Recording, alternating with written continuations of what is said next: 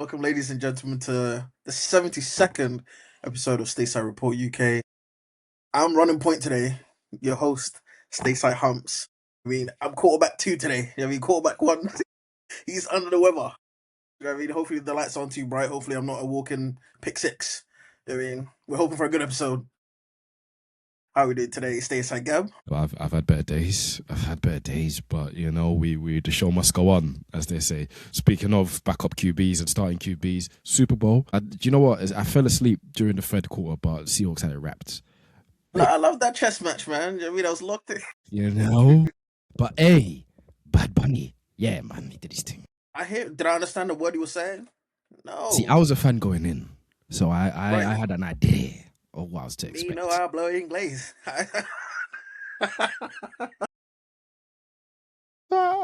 The vibe was good though. Yeah, I enjoyed it. Good. Thoroughly enjoyed it. Thoroughly. Didn't have a Scooby what you were talking about, but we love a Super Bowl. It would be even better if the Packers are in it next year. So Jags, I'm not against it, mate. Have some bloody shame. I didn't see your quarterback in the top 3 for MVP, but hey, crazy things could happen. Crazy things could happen. I'm not the host, so I'll let you crack on. I'll let you crack. Exactly, man. Crazy things could happen, but yeah, let's run it off with the headlines that's making the rounds today. Celtics Jayson Tatum progresses on a 5-on-5 workouts after the Achilles injury. Says the Wizards GM Will Dawkins says D'Angelo Russell is not going to report until we'll try and find out what's best for him and us in our future. And the last bit, Giannis Antetokounmpo has announced he has joined ownership group of Chelsea's women's team. What do we make of the stories that's going around so far? Jayson Tatum one is interesting, definitely. I'd like to get your opinion on it because you've been quite consistent in regards to it doesn't matter how well the Celtics are doing or how poorly they're doing. They should be doing everything they can to protect their prized asset, which is Jayson Tatum. I understand Jaylen Brown, he's got a bit of hardware in the locker, he's playing well at the minute, he's carrying the scoring load a lot better than I expected as well. A lot better than a lot of people expected. But it doesn't mean that, just because you're doing well, now is the time to introduce Jayson Tatum back into the fold. I hope that, this is just like a little bit of a one-off, or maybe he's just going to be training in time for the off-season, for next season. But if we're talking about a return this season, I ain't here for it. Stateside up. Yeah, that's literally what I think as well. You know what I mean? I've been under that opinion from the very start of the season. I'm saying Achilles injuries, you just can't mess around with it. I know the NBA loses a superstar for an extended period of time. Same thing with KD. I think he missed like a year and a half. I think the whole COVID thing and the bubble, all of that happened, so it kind of extended his recovery. It took a while as well. Exactly. This type of injury is the worst injury you can get as a basketball player, or just a sports person in general. So I think even if he's making great progress, save him for next season. Even if the Celtics make the conference finals, NBA finals, the last place you want to bring Jayson Tatum after an Achilles injury is deep into the playoffs like that. If it is enticing as it might look for the organization, the fans, save him till next season. Do you know what I mean? Integrate him slowly into the off season, the workouts, and then bring him into the start of next season. And like you obviously mentioned there as well, Jaylen Brown's been balling out this season. Tracy McGrady even had him as his MVP this season. Do you know what I mean? So it speaks to the volume of the impact Jaylen Brown's been having for Boston. So like I said, I'm of the notion that Tatum just shouldn't play this season. You have muted yourself. You see, this is why I can't be starting QB today. This is why I've been relegated to the 6th man, but that's all right, no problem. Bro, my head scrambled right now, bro. Third along. Honestly. But yeah, There's nothing more to say in regards to Jayson Tatum in my eyes anyway. So if I see him back this season, it's not that I'll be surprised because I've been seeing these kind of rumblings, but I will be disappointed. And of course, and obviously with the Wizards, GM Will Dawkins talking about D'Angelo Russell, I'm not going to report it until they figure out what's best for him and the Wizards as a whole for the future. It looks like D'Lo's career in the NBA slowly kind of petering away. You know what I mean? On his day, floor general. There's a lot of teams say that they want, but then what's the problem with D'Lo then? Like, if is his defense? Is it his lack of effort? Overall, is his game a bit off-putting in terms of just his shot selection, like his attitude? Like, what is it with D'Lo that kind of puts off teams and puts off NBA players? It's a great question, because, I know we're going back, 6, 7 years now, but we were talking about D'Lo as like an all-star type guy. I remember when he got traded to Golden State, there was loads of hoo-ha that was made from it because even though the fit was a bit awkward, you was adding a proven, quote-unquote, proven all-star to Stephen Curry, Clay, Draymond, all of that. And it didn't work. And that seemed like the start of a downward slide for him. I just think he's too much of a cowboy. In regards to, yes, on his day, as you said, he's a great floor general, probably one of the best passers in the league when he's really going. However, he's not consistent enough, man. And consistency is the major part of what separates your role players from what separates your all-stars from, your Hall of Fame worthy players. It's that consistency. And he's unfortunately throughout his whole career, no matter how high he's peaked or been able to play at such a level where you question, is this guy able to carry my franchise? Maybe. He shows you right. It doesn't take long. It takes you the next game to probably realize that this guy just ain't got the minerals in regards to, being that kind of guy. And plus, it doesn't really fit the Wizards' timeline, does it? They got young point guards. They just traded for Trey as well. I understand why they don't need him necessarily and his talents. Plus, they're tanking as well. And I like to think that D'Lo's coming into the mindset of, no, I can still play. I can still help a team win. It's not quite what they need right now. So a blend of inconsistency and just the Wizards not really needing somebody of his talent, man. They're saying any team we'd be lucky to have you, just not us. Not you, it's me. That's what I'm saying. But I mean, yeah, like I said, it's a little bit disappointing because D'Lo coming into the league, I really liked his game a lot. I mean, one of my favorite type of players was 2019 D'Lo in Brooklyn. The whole young team that they had going on there, but it's a bit of a shame seeing how his career is slowly, just like I said, just almost look like it's just petering away. You know what I mean? What can you do, bro? And with Giannis, as I was saying, he's joined the ownership group of Chelsea Women's. I initially thought of LeBron with Liverpool. But I think Westbrook was with Leeds, I think it was. Yep. Something like that. So it's interesting seeing NBA players or just American athletes join or integrate themselves in like British sports and, with the ownership groups willing to learn and, like I said, just integrate themselves with our sport here. It's the wave. I mean, I understand why people are, jumping on not the bandwagon per se because soccer is a global sport. As they say. Soccer. I know. I've been watching too many American sports as of recently. Please, heads also scrambled. I must say. Hey, wasn't Brady with like Birmingham City or something like that? He is with Birmingham City and he has a very active role. JJ Watt is with the, I know different sport, but JJ Watt is with the Burnley at the moment as well. Yes. So I understand in regards to why people are getting involved in it, just because it's a growing market. Ryan Reynolds, as you know, it's a growing market in regards to what American sports is trying to be, and you've seen it in the MLS in regards to what Messi has been trying to do over there.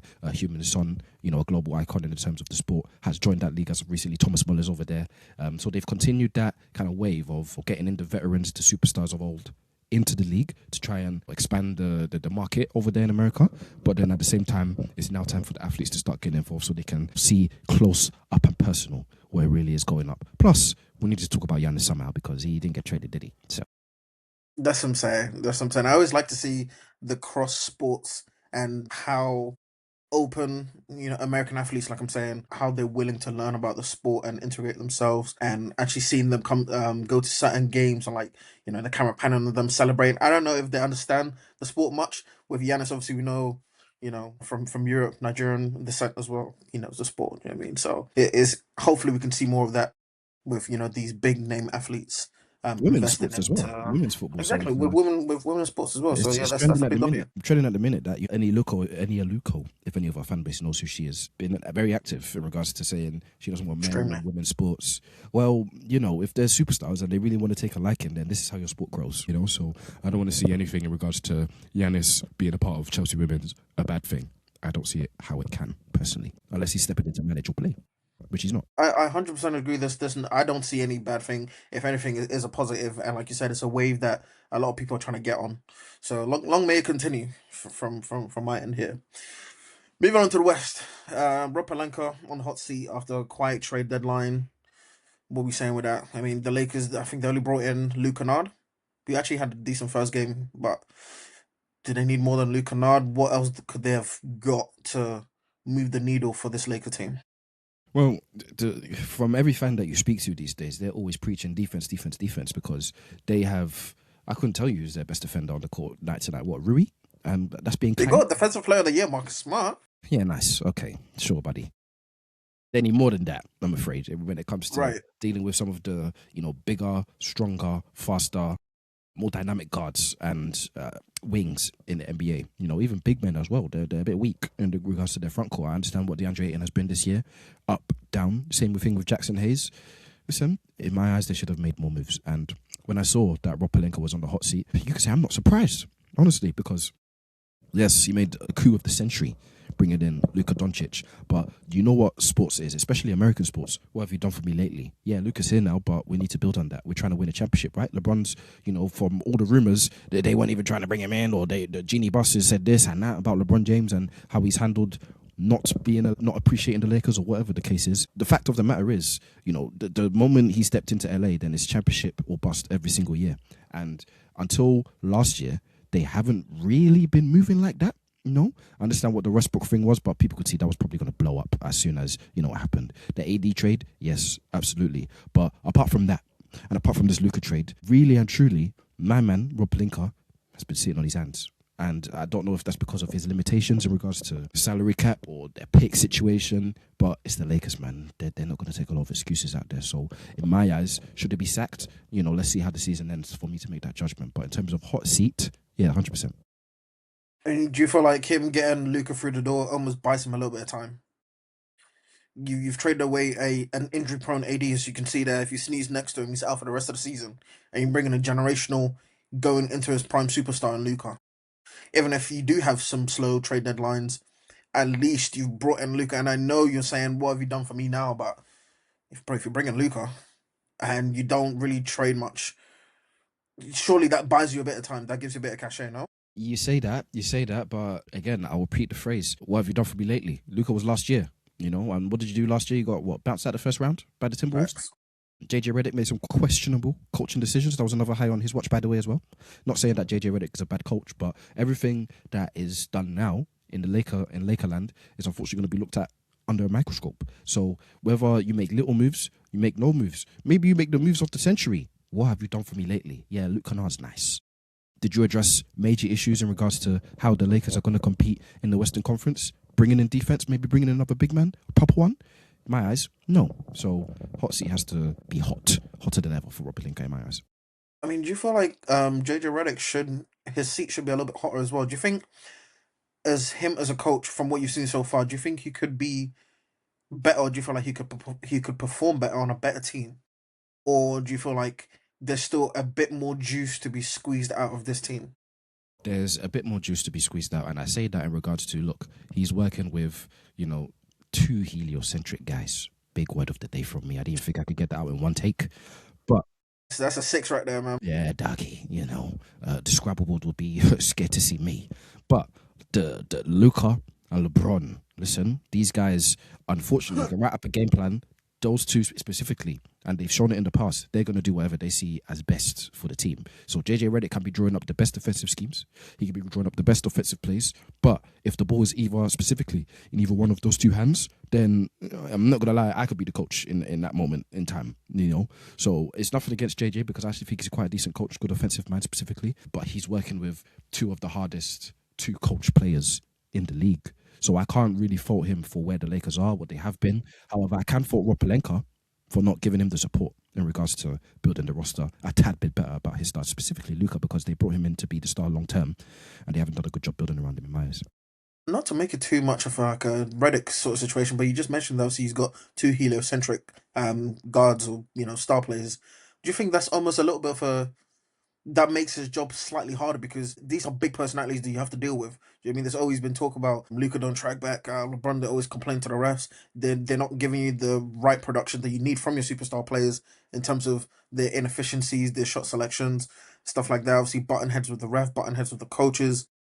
Do you feel like that also made JJ Redick's job slightly harder? But obviously, at surface level, like you mentioned, if you gave me Luka or LeBron, I could have managed the team. But if you look deeper to it, it's not as easy as it probably looks on the surface. It's not, because they're two personalities as well that also come with, their superstar level talent. We understand what Luka's reputation and his behavior is, like especially with referees and what it is defensively.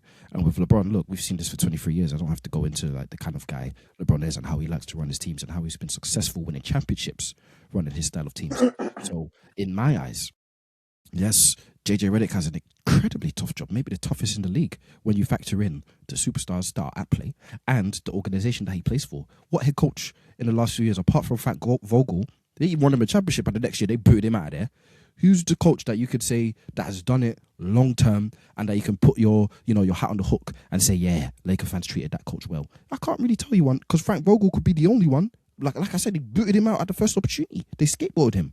So Right. he's working in the hardest, absolute hardest of conditions with two of the hardest players, as I said, to coach in the league. So you have to cut him a bit of slack for that, in my eyes.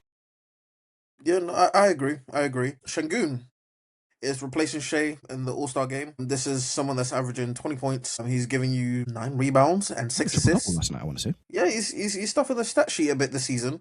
Obviously, 3 turnovers, 1 steal, 1 block.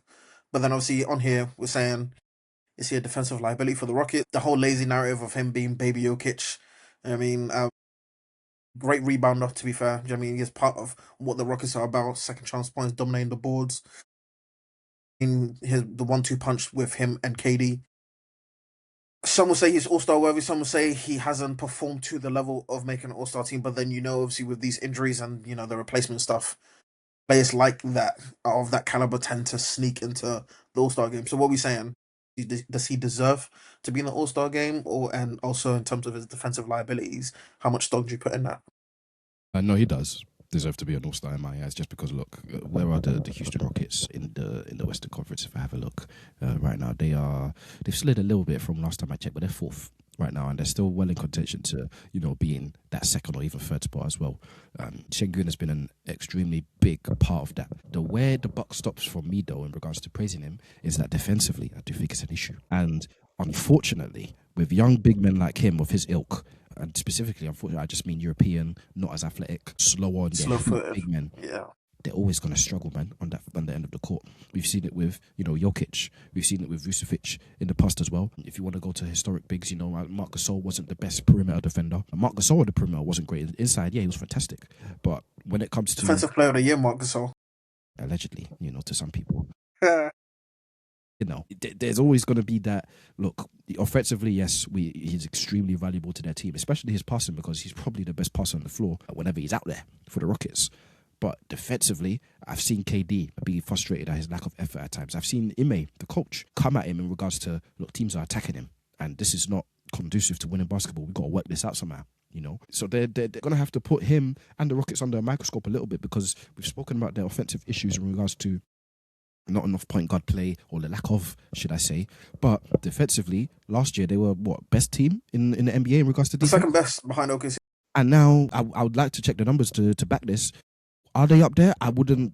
Eye test tells me no, and that's unfortunately because the man in the middle soft. So they got a lot of work to do. I'm going to search up the numbers now to make sure I'm not just chatting. But And by obviously they missed.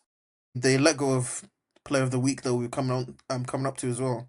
Do you know what I mean? Who set a defensive culture and stability Exactly. over there, which I feel like a lot of people overlook that. Do you know what I mean? Exactly. So they got a lot of work to do over there. Exactly, and obviously that with the centers and bigs that you mentioned there, they almost try and rely more on their positional defense. Do you know what I mean? Being at the right place at the right time. It's hard to keep up with these guys. It's hard, and I was speaking about this on TikTok the other day, that it's hard to remember. We mentioned this start of last season. I want to say that the center position nowadays is so hard to play. Do you know what I mean? It's so hard to play because you're being brought up in the screen and roll. You use 5-out offense. You're defending more in big spaces. You're not conventionally defending the five. With two centers just banging down low. Pause. Resume. I ain't trying to bang nothing. Like it's not as Please, watch it's out you're not as talking, man. rigid as that. Do you know what I mean? Like it's always five guard. Do you know what I mean? Like you have to hedge, recover, drop, all of that, play high.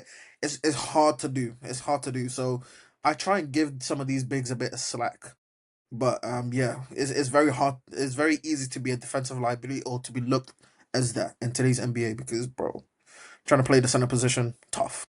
Oh, 100%. And that's why, even though I said I used the word soft when it comes to Şengün, as I said, this comes apart and parcel with a very young, European style big man that comes into the league. You take what they're giving you, but then you also have to work on what they're not. So that's just, what it is in Houston. You're not going to trade him. in the near future. You know, he's Yeah, he's got a lot of talent. got a lot of talent, triple double, abilities to get triple double. You know, all star. I want to say he was an all star last year as well, if I'm He correct. has been an all-star before, yeah. So you listen, you're not trading that. No chance. I don't think the Houston fan base will be very happy if you did that. Moving on, obviously, mentioned here from OKC's view, did anyone make any needle moving moves? I mean, I like the Jared McCain one. I'm not gonna lie to you. Obviously, from an OKC point of view, he played a little bit against the Rockets a couple of days ago. He looked alright, Jimmy. I feel like he'll need a bit of time. In terms of like defensive rotation, where to be, and all of that stuff, I didn't expect too much from him. I think he had like 2 turnovers in his first 2 possessions, but then you obviously knocked down a free, knocked down a jumper as well. Looked comfortable. I like his game a lot. I think he'll be a plus for this team. You can never have too many ball handlers and shot makers on your team. In terms of Kaminga, as we've been speaking about for almost a year now, he's finally left. Finally been free from the shackles of Steve Kerr and the Warriors organization. Jeremy gone to the Atlanta Hawks. I'm happy for him in the sense of like he can now play a little bit more freely. Jeremy with less noise in his head. With like Kaminga should be here, Kaminga should be there. Why did Kaminga not play in the fourth quarter? This, that, and the other. Do you know what I mean? So I like that a lot. Obviously, we'll move over to the East soon. But in terms of the West, any other trades that were made? I was going to ask you about the Timberwolves just because they got a little bit more experience in the door. Pat Conley went to the Bulls, went to the Charlotte Hornets, and now he's back on the Minnesota Timberwolves after getting bought out. So they brought him and Ayo Dosunmu. Yeah, and he played very well in his debut by all accounts as well. Dillingham, younger player, but it didn't look like they were sold in regards to can he help us win right now. So Too small. He's too small, doesn't play a lot of defense, and he's a scoring first type of guard, and he hasn't shown that he can, earn enough minutes to play the role that he wants to. So I like the moves that the Timberwolves made per se, but it seems like in the West anyway, you're not really not feeling, but you're not worried by any moves that anybody has made in regards to a Western Conference Finals matchup between OKC and maybe someone else. Not necessarily, because I'm looking at a state that brought in Porzingis. I don't really do much for him. And the Nuggets, they didn't really bring anyone of note that I feel like, oh, that's kind of moved the needle a bit. Houston, no one. I mean, bringing in Ayo Dosunmu, he's a good player, but he's not doing much for him. They got blown out by the Clippers last night. Kawhi lost his mind. Outside of that, yeah, like I'm saying, I don't really see anyone or any moves that's kind of threatened OKC. Really, truly, even if a team got Giannis, I don't think they would have done much against this OKC team. So we will speak about the feature on here, Play of the Week. Play of the Week stays on, Dylan Brooks. You wanna take over the rock? Swing the rock, brother. Swing the rock. All right. Stateside, how would you like to play a game? Always down to play a game, man. Let's do it. As we said, of the week in the West, Dylan Brooks, he's continued his hot start. Do you want to take a gander, by the way, who was player of the week in the East? Well, I've not seen that, no. Do you know what's crazy? Just escape my head right now, but with the power of the internet. Player of the East. It will come to me right Player now. of the week for the East. Tyrese Maxey. It was Brandon Miller. Okay, yeah, bro. They're on like an eight game winning streak or something like that. Yeah, fair play. We spoken about the Hornets last week in regards to the moves they made. I still don't know what they're trying to do, but if they're winning games, they're winning games. But Dylan Brooks is our main focus of the day. Player of the week, Dylan Brooks. In a winner stays on type of fashion, we did it similar to Scotty Barnes, if you remember, a few weeks ago. Yes, we did. I'm going to keep it to fairly 3-and-D style players because that's the mode that Dylan Brooks has been in the league, even though he's averaging, 20 something right now, whatever the case is. Would you take any of these 3-and-D players over Dylan Brooks? Can you do that for me? Can you do that for the people? Let's do it. Dylan Brooks, Mikal Bridges, today. Give me Dylan Brooks. I mean, he guards more positions. Dylan Brooks, Dante DiVincenzo. Dylan Brooks. Dylan Brooks, Moses Moody. Dylan Brooks, Paul George. Dylan Brooks.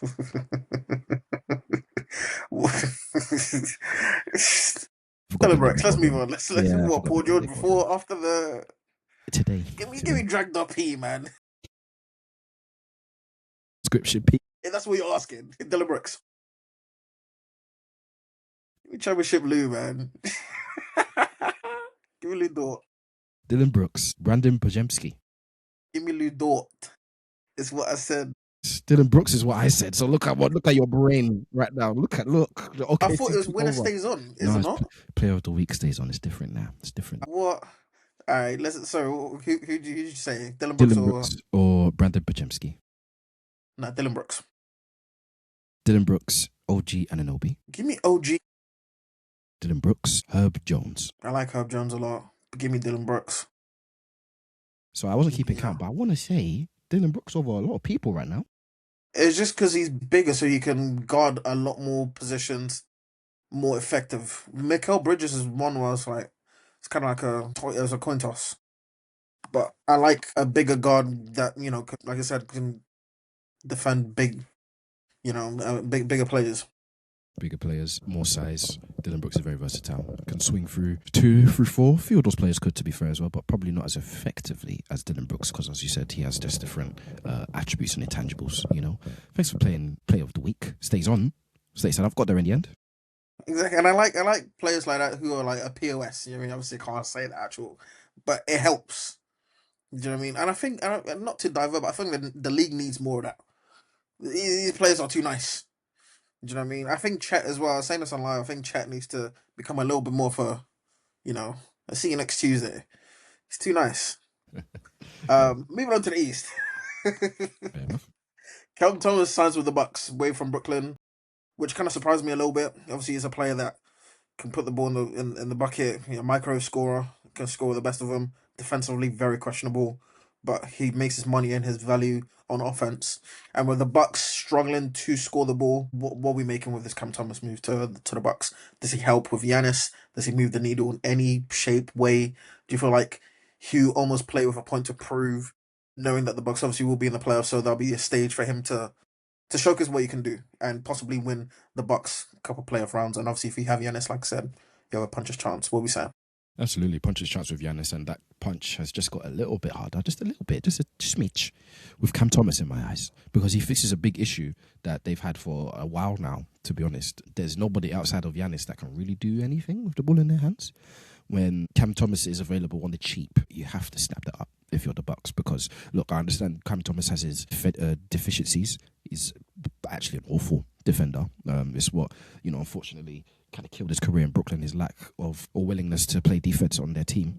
But in regards to what he can give you on the offensive side of the court, he's up there with some of the best in the league in terms of pure bucket getters. And I've said for a while now, if he can just be comfortable with a 6-man role in the ilk of a Lou Williams, in the ilk of Ginobili when he was coming out of his prime, sometimes in his prime as well, he was more than willing to accept it. If you can accept that kind of role, that's going to be extremely, extremely valuable, because you can imagine Giannis is going to be doing his thing, ball in his hands when he's starting. When Giannis has to come out now, then you have a consistent source of offense right there. And yes, they have to protect him a little bit on defense. But in my eyes, the Bucks had to make a move, some sort of move. Whether it makes Giannis happy is a different story, but, schematically and on the court, I see it makes sense. Cam Thomas is someone like, I'm not gonna sit here and say that I've watched a lot of tape on him, but he's someone I feel like, with what I've seen anyway, his offensive gravity, like you mentioned, I feel like he needs to try and leverage that a bit in terms of his playmaking. Use the threat of your offense, the threat of scoring the basketball. Obviously, I would think Doc is gonna try and use him with the second string to keep the scoreboard ticking when Giannis is off the court. To, like I said, use the threat of your scoring to play make a little bit more. Do you know what I mean? To keep the defense honest, knowing that you're not always just going to shoot the ball. You know what I mean? That you're going to facilitate as well. So the defense is going to have to pick their poison on, are you going to guard me, or are you going to leave this person open or that person open? And obviously with the ball in Cam Thomas's hands, you'd think and you'd hope that he'd be making the right decision on that end, because like I said, he's now moving to a team that will make the playoffs, and he will have to scale up his game and not just be a microwave scorer, a bucket getter, if that makes sense. Question from me in regards to what some of the, I'm going to say slander a little bit, because it's what I've seen in regards to Cam Thomas, his play style, potentially being out of the league if a team didn't pick him up. I remember a few years ago on the Knicks.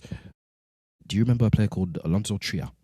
He was in the mold of Cam Thomas in regards to score first, and he could do it with the very best in the league. However, it wasn't helping the Knicks win games, and he didn't do really anything else. So the minute it came time to cut him, they were quick with it, and he didn't see the league ever again. And I like to think there's other players that fit that ilk that are not popping into my head right now. That unfortunately, Eric Pascal might be one in regards to a bigger guy, but he wanted to score first, and he said openly he struggled to play with Curry because he has to play in the system. He's not the number one option or anything close to that. Do you think I guess my question is that ilk of player in regards to scoring, doing nothing else, particularly when you're smaller as well. Do you think that is still valuable? Or do you think that style of player is probably dying for a reason? In terms of just like a bucket getter. Cam Thomas, Alonso Trias of the world, do you think they're valuable in today's NBA? A lot of players could score the ball. Do you know what I mean? A lot of players, I feel like they scale back their game just to fit a system, just to fit a role in the NBA. So just scoring the basketball, it's not as valuable, especially they always say this coming out of college and stuff like that. Learn how to play defense, try and figure out a role and be a master in that role. Don't just focus on scoring the ball because, bro, they have a lot of teams are paying these players the max to score the ball. Everyone can score the ball in the league, but it's just a matter of finding your role and sticking to that role. And like I said, with Cam Thomas, like you mentioned, he can score the ball with the best of them. Do you know what I mean? But then you have to add a little bit more to your game, as I'm saying, especially knowing that you're going to be playing the playoffs as well. Because teams will scout that out, and all that scoring, all that bucket getting is gonna be nullified a bit. So if you can add a bit of playmaking to that, like I'm saying, that's when you keep the defense honest. That's when you become a little bit more unguardable, unpredictable, and that's what you want. You know what I mean? That's where you become a better player. I mean, mixing your scoring with the playmaking as well. Everyone can score in the league. Yeah, no, I agree. If you give somebody 50 shots, if you give every single player in the NBA 50 shots, then everybody will average 20. You know, it's that kind of league that we're in these days. But it's about who you give the ball and who you trust to actually do that, while also giving you other things, just as you said. So let's see what happens with Cam Bucks and Thomas and the Bucks moving forward. I nearly went over my head. I should have let it. The 76ers and Daryl Morey says there's no needle movers in the East. Should the Sixers be that confident? I mean, as we were talking about in the West as well, in the East, as of this season anyway, if you're looking at the top teams, you're looking at Detroit. They have what they have. The Celtics, they obviously got Vucevic, which I'm not mad at that. I'm not mad at that whatsoever. I mean, it gives them a bit more height and a bit more size. Obviously he's been in the league for a minute. Do you know what I mean? I think he was an All Star as well, if I'm not mistaken. Yes, he was. Yes, I remember this. Yeah, I mean, international player, like he's been there, done that. He can still give you a lot of value. I don't know if he's like a Caruso type where he's playing in a team like the Bulls, but all he just needs is to be on like a contending team, just for you to really see his value, if that makes sense. But then again, Caruso obviously was getting the first team defensive player of the first team all defense and stuff like that, even at the Bulls. So what are we saying with Vucevic in Boston? Interesting one. You'll see on the Stateside report socials that I'll post to Celtics Vucevic reaction when the trade happened. I'm not really upset by it, like you, because he gives them things that they were lacking in regards to just size, presence down low. Because as good as the Celtics have been over the course of the season, it's been a mad hole in their front court. Unfortunately, they needed to make some sort of trade, giving up Simons, even though probably was the right thing. Vucevic is probably going to be better for them in the short term. Right. Whether he can be, a Caruso type. While you were speaking there, I'm just trying to see if I can find his accolades. I just want to see if he has any sort of All NBAs or any. He's just been in quite a few playoff scenarios and situations, obviously play-ins as well. Yeah, I know with the Magic, it didn't really work out for him because they International players well played in a lot of those type of competitions. Like he's a seasoned veteran. It doesn't diminish your chances by getting players like that. absolutely, absolutely. But it's whether he can, really take his game to another gear. The And next level. yeah, and it's not showing me his Wikipedia right now, but my gut says no in regards to they getting everything that is on paper, no more. In regards to he is going to give you some size, he's going to give you a bit of shooting ability. He's basically going to be a diet version of what Kristaps was, which he had his Right. own, deficiencies in regards to. He was slower-footed as well. He wasn't the quickest, but obviously his shooting ability and his size was a game changer for them. It won them a bloody championship.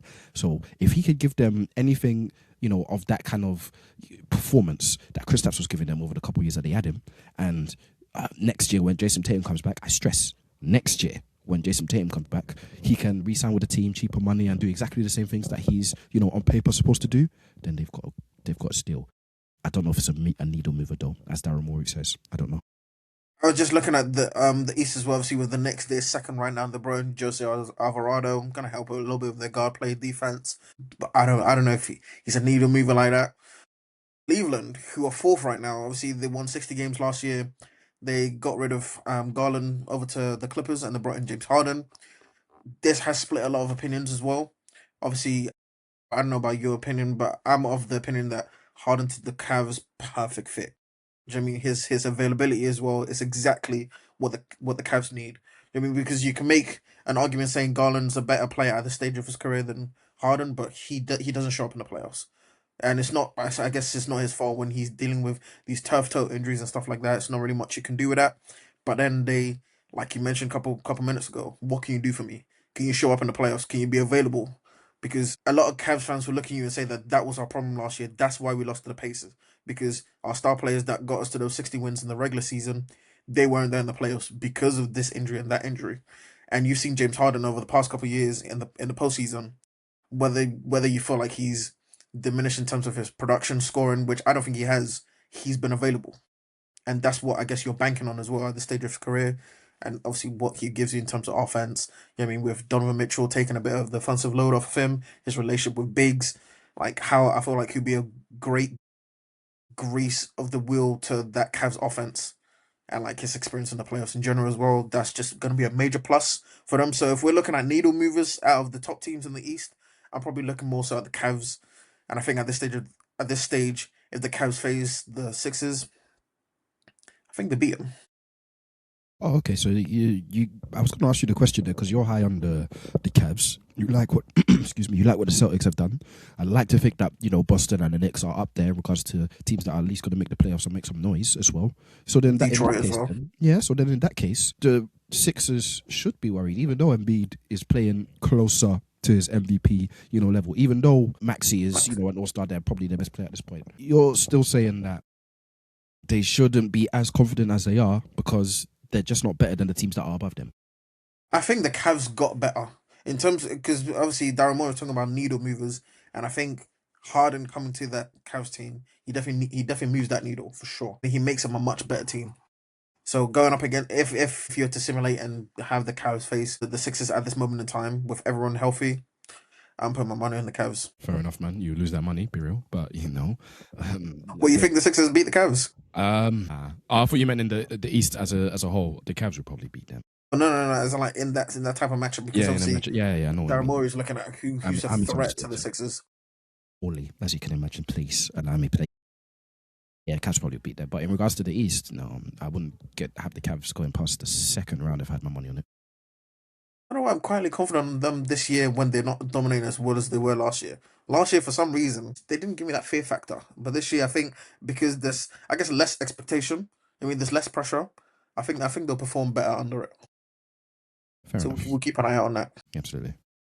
Um, the Pacers and Zubac. Obviously, the Pacers got Ivica Zubac. They got rid of Mathurin, you were surprised. That must have surprised you. That must have surprised you. I was surprised. I thought it was certain teams they have like a player that he's just not we're just not going to trade him. I mean he's untouchable. Keegan Murray. Another bad example because I was going to put Taylor Horton Tucker with the Lakers a couple of years back. Yes. Wow. What a fumble! All my days. Random players that you're just surprised that teams they just don't want to trade for. But Mathurin, you were seeing his progression year on year, balled out in the NBA Finals as well. Did not look out of place at all. So I was very surprised to see that they let go of him. Bringing in Zubac, who was I think top 3 defensive player of the year votes last year. Very very good big in the league. One of the best bigs in the league. Great hands, can run the floor, post up game, defend really well. I feel like his game is gonna be very good with Halliburton once he comes back from injury. Obviously, you seeing with the Pacers and who they can get in the draft, higher up in the draft, this coming draft as well. They're shaping up very nicely for next season. Obviously, Siakam All-Star this year. His game's still progressing very well. I like what the Pacers are doing, and I like the trade with Zubac for sure.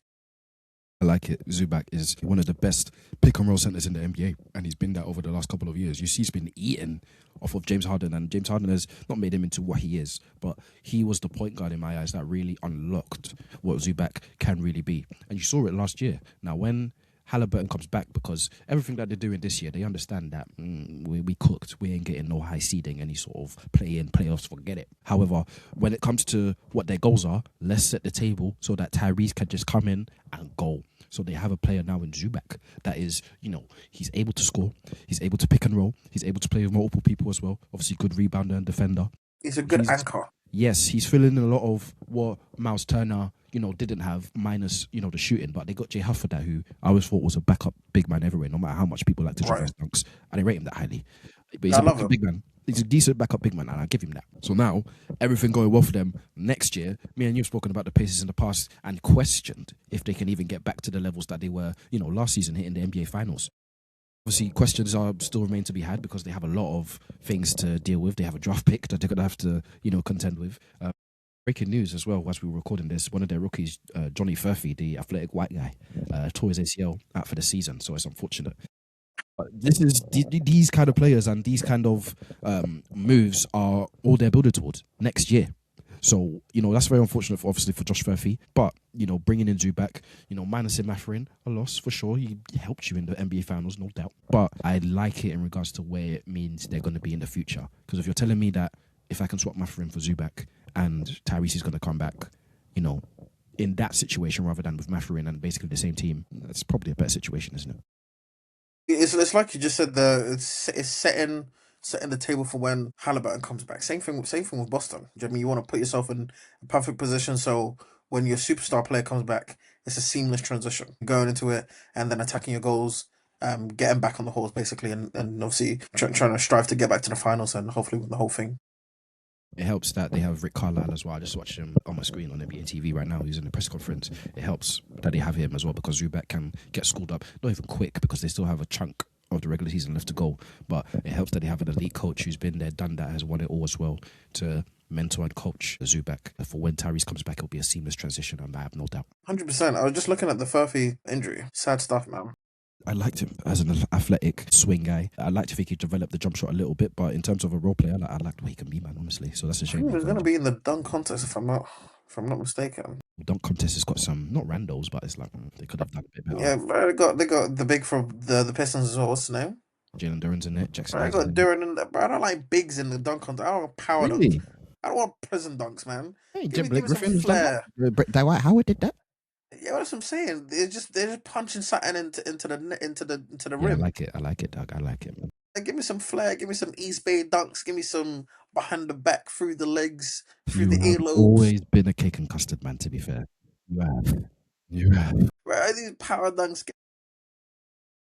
Me, I like the cake. Give me the cake, no problem. I'll box it. It's just I like the cream. That's so cute to me. Let's play our next game. I'm glad we were thinking the same thing there. Let's play our last game to This is wrap why. up. To This is wrap up why. If you give too many the minutes 72. to the backup, things go left. Hey, when you put me at the center, you know exactly what you're getting from QB. Shall we play a game? Let's play a game. Let's run this off. To ease me and my voice, overreactions. So I'm handling the rock, but we're running plays for you, matey, to come off some pin downs, some Let's do it. screens, Iverson cuts, all of that. Let me hear something quickly. These exotic offenses, man. Yeah, doggy. Just Spain pick and rolls and nah, get out of the way, man. Give me the Spain ball, pick give and me rolls the and all ball, that. get out of the way. Goal tap screens and all that. That's what I'm saying, man. I've run out of plays now, but we're gonna get straight in. We're gonna get straight in. Let's do it. Overreactions. Starting with the first one, the 76ers did addition by subtraction, trading Jared McCain to OKC. Is this an overreaction? Addition, but it's not an overreaction because actually it's not an overreaction because from their eyes they're saying obviously we're keeping Quentin Grimes and obviously we've got VJ Edgecombe, so they feel like they've upgraded on that end, especially with McCain getting that ACL injury last year, meniscus tear last year. They feel like obviously is it harsh to say a depreciating asset? Yeah, because obviously if that's what I'm saying, they've brought in VJ Edgecombe who's in Rookie of the Year talks. Even if he doesn't win it, he's performed like one. So I'd say it's not an overreaction from the Sixers' eyes. Obviously, from OKC eyes, you got a steal, evidently. 100%, we'll take that. Ja Morant didn't get traded, but will this offseason. Is this an overreaction? He has to. It's long overdue. It's not an overreaction whatsoever. I'm surprised Jar's still there. But then the question is, where's he gonna go? That's where I'm more intrigued to find out where he's gonna land and how is he going to hopefully turn his career around. But it's not an overreaction. He should get moved. How he hasn't got moved so far, beyond me. Well, the thing I love about NBA trade deadline and trades in general is that you just never know. You know, even though the betting odds might have it, did they have Anthony Davis getting traded to the Wizards? Probably not. Did they have Luka last year getting traded at all to anyone? Probably not. So, you know, even though it might not be the people's expected, I'm excited to see it because, like you, I think it's over in Memphis. They obviously rebuilding. Beyond over, man. Russell Westbrook, my Sacramento King, is still valuable to any contender in the NBA today. Is this an overreaction? Shout out Russ, man. Might be time to call it, man. I liked what he done for the Nuggets last year. Obviously, the Nuggets were hampered with a lot of injuries, so he was basically their bench, coming off that bench. I say so. It's a bit of a reaction. I don't know how much value, genuine value, he can really give a contending team in the NBA. So I say it's a bit of an overreaction, unfortunately. But still, shout out Russ, man. Fair enough. Fair enough. Your OKC Russ hat is unfortunately very dirty over the years. You know, you need to put it in the wash, revisit yourself, look yourself in the mirror. It's just the way his game just consistently got worse. It was sad to see, man. Cooper Flag is a top 5 small forward in the NBA today. Is this an overreaction? We both know that I don't know these positions in the NBA. I mean, power forward, small forward, all look the same to me. I just know that Cooper Flag is moving me. I'll give you best wing for top 5 wing. Excuse me, top 5 wing in the NBA. I give you that. Put him in there, man. I mean, he's one of my favorite players to watch nowadays. You know what I mean? He's cold. So top 5 small forwards. Yeah, let me get some of that. 100%. Hey, bro, Cooper Flag. I like his game a lot. You know what I mean? There's a certain level of maturity in his game. And to be fair, in this draft class, this draft class, it looks like they're performing up to the standard that a lot of people thought that they would. You know what I mean? And yeah, I mean, it's a great benefit to the NBA. I like Concanapo as well, out in Charlotte a lot. VJ Edgecombe, I just mentioned there as well. But Cooper Flag, balling out of his mind. No Kings rookies there, but it's fine. We move, you know. Shout out to Maxime. Hey, you gotta do something for me. You gotta do something for a casual like me to come across your stuff. You know what I mean? Bloody hell. I got one more for you, matey. One more. It's about someone we mentioned earlier. Jonathan Kuminga develops into an all-star with the Atlanta Hawks. Is this an overreaction? It might be a bit of an overreaction. Not gonna lie to you. I mean, I think Kaminga will be a good role playing piece for this Hawks team, but All Star, he's gonna have to do above and beyond. You know what I mean? His game is gonna have to be really refined to where Jalen Johnson and Nikhil Alexander Walker and them guys are actually giving him the ball rather than actually him playing off of them and like finishing plays and stuff like that. If you know what I mean, do you know what I mean? I don't think with how he's playing right now, being a play finisher, running the court, playing defense, I don't think that's going to constitute to being an all star. An all star is what Jalen Johnson's doing, not what Kuminga's doing right now. Or I don't see his game turning into an all star level. I might be wrong, but we'll see. So you don't think he has more potential than all of their players on that roster? It's just more so refining and polishing the skills that he has. I don't know if that'll ever be the case or how long that will take. Obviously, there's potential there, but I'm just saying with how long he's been in the league, his skills are still very raw. You know what I mean? He's still leaning a lot into his athleticism, which I mean, if you have that God given athleticism, you're gonna use that. But I want to see more. I want to see his game slow down a little bit more. Do you know what I mean? Where he's making better reads, where he's having the ball in his hands a little bit more. It's like I said, at this moment in time, he's just going to be finishing plays, playing defense, just being active, and giving the Hawks a good energy spark. Spark. Fair enough. Those are the overreactions I have for you. Well done, matey. Well done. Do I have enough energy to do the outro? Let me just have a 2 seconds to think. Great episode. Like I said, I was running point today. QB2. You know what I mean? Well done. It was tough at first, you know what I mean? But once you get former QB2 won the Super Bowl last night, so there you go. That's what I'm saying. Hey, they doubted us. I mean, we're here to change the narratives. No, patience. Sit down. At the very start, you know what I mean, you kind of doubt the coverages a bit. You're trying to figure out where to snap the ball, when to snap the ball. Sometimes they blitz him, man. I'm like, pressure. That's what I'm trying to say. But then with time, flow state. I mean, you're flow state in it. So that's kind of the vibe I was on today. I might be back again next week. Who knows? The you way know I'm what I mean? feeling, you better get warm, buddy. You better get warm. They might put me on the injury reserve list. But hey, I always enjoy leading the lines. You know what I mean? If the Kafa calls my number again, I'll be ready. I'm just watching NBA TV and they just showed me the Josh Furphy ACL thing. He dunked it and then he landed. He just landed awkwardly, bro. Landed D-roll style basically. So that's tough. That's tough. So hopefully he's going to be all right. But excuse me, Stateside, if I Man. interrupted your absolutely sensational intro, I'm sorry. It's all good, man. I'm just saying, obviously, thank you for listening, watching, and whatever platforms on 72nd episode of Stateside Report UK. Like, share, subscribe, keep an eye on the socials. You know what I mean, comment as well. We want to know your views and your opinions on the stuff that we put out there. More of a comment. If we're wrong, if we're right, we want to hear from you. You know what I mean, we make these content for you guys. So if you're listening, let us know what you think about the topics that we put out there for you. But thank you for spending some time with us today on Stateside Report UK. We will see you guys next week. Take it easy, lads. Lovely.